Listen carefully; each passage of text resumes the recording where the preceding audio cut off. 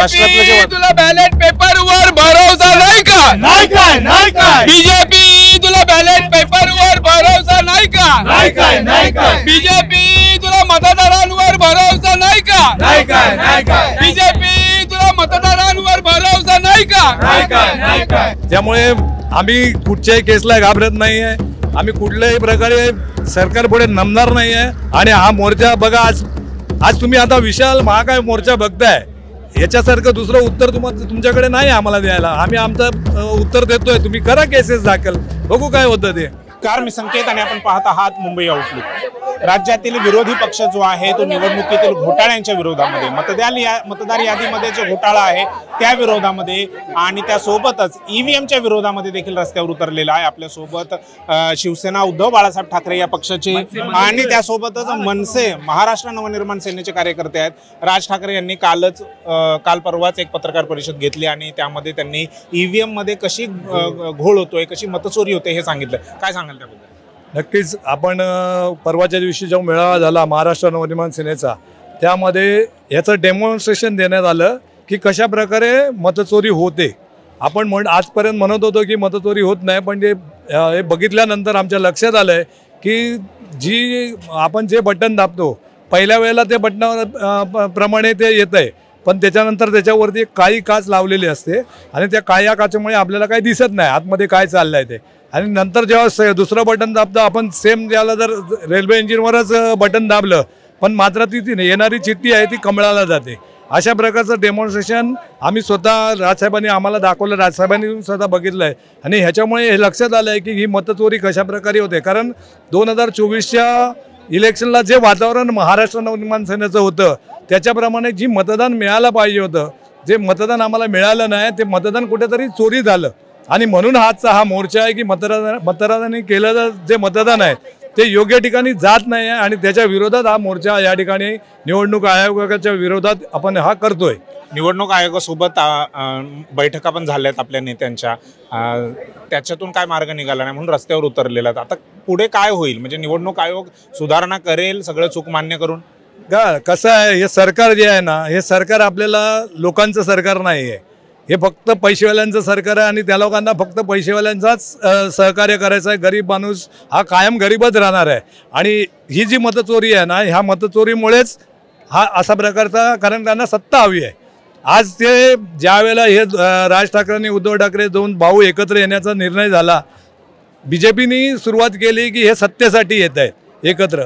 मग मला सांगा, आज हे जे बीजेपी सत्ता करते आहे ह्याच्यामध्ये राष्ट्रवादी शरद पवारांचा गट तोडून अजित पवारांचा गट वेगळा निर्माण केला गेला, शिवसेनेचा उद्धव बाळासाहेबांचा गट तोडून शिंदे गट तयार केला गेला। हे कोणासाठी केलं आहे? मग सत्तेसाठी नाही केलं तर तुम्ही सत्तेसाठी करू शकता, पण दोन भाऊ सत्तेसाठी एकत्र येऊ शकत नाहीत का? हा विचार प्रत्येक मराठी माणसाने करायला पाहिजे आणि त्याच्यामुळेच आपण जर आज ह्या विचार आणि ह्या मोर्चानंतर जो काही फरक पडेल, निवडणूक आयोगाला तर काय फरक पडले नाही कारण ते सरकारचं मिंद आहे, त्याच्यामुळे निवडणूक आयोग ह्याच्यावर काय आम्ही किती मोर्चे काढले तरी काय करेल असं वाटत नाही। पण बघूया आजचा आपण आम्ही आशा, या मोर्चाला परमिशन नाहीये पोलिसांची असं म्हटलं जात आहे आणि तरी देखील तुम्ही रस्त्यावर उतरलेला आहात, गुन्हे दाखल होतील असं चंद्रशेखर बावनकुळे यांनी म्हटलेलं आहे। नक्कीच ना, त्यांना तेवढंच काम राहिलं की फक्त गुन्हे दाखल करा। आज आम्ही आमच्या हक्कासाठी या ठिकाणी रस्त्यावर उतरलोय। हा प्रत्येक मतदाराचा हक्क आहे, हा मतदारांनी केलेलं मतदान हे दुसरीकडे जात आहे, ही चोरी नाही का? मग ह्या चोरी विरोधात तर तुम्ही काय करत नाही, चोरी तुम्ही करताय आणि तुम्हीच आम्हाला शिरदोर म्हणजे हे करताय की आम्ही जर रस्त्यावर उतरलं तर आम्ही तुमच्यावर गुन्हे दाखल करू।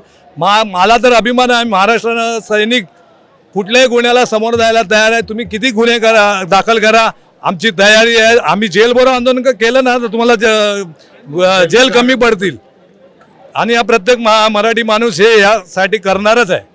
त्यामुळे आम्ही कुठच्याही केसला घाबरत नाही आहे, आम्ही कुठल्याही प्रकारे सरकार पुढे नमणार नाही आहे। आणि हा मोर्चा बघा, आज तुम्ही आता विशाल महाकाय मोर्चा बघताय, याच्यासारखं दुसरं उत्तर तुमच्याकडे नाही आम्हाला द्यायला। आम्ही आमचं उत्तर देतोय, तुम्ही करा केसेस दाखल, बघू काय होतं ते।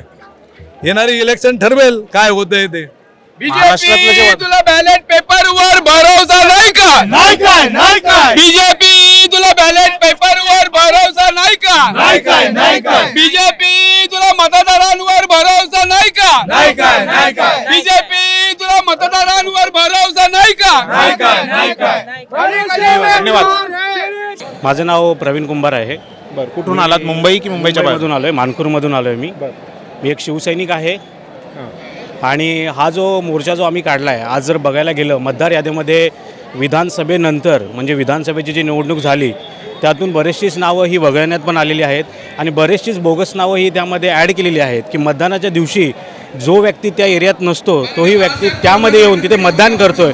आणि नक्कीच हा एक सरकारचा मोठा घोळ आहे आणि सरकारचा की निवडणूक आयोगाचा? निवडणूक आयोगाचा घोळ आहे म्हणता येईल आणि त्याला पाठीची सरकार घालतं आहे हे आम्ही बोलतो. कारण की काय आहे की जर ह्या मतदार यादीमध्ये जर असा घोळ असेल तर नक्कीच निवडणूक घेऊन पण उपयोग नाही आहे. कारण की जर राजरोसपणे हे चालत असेल तर शेवटी मतदान आणि निवडणूक प्रक्रिया ठेवणं हे पण चुकीचं आहे.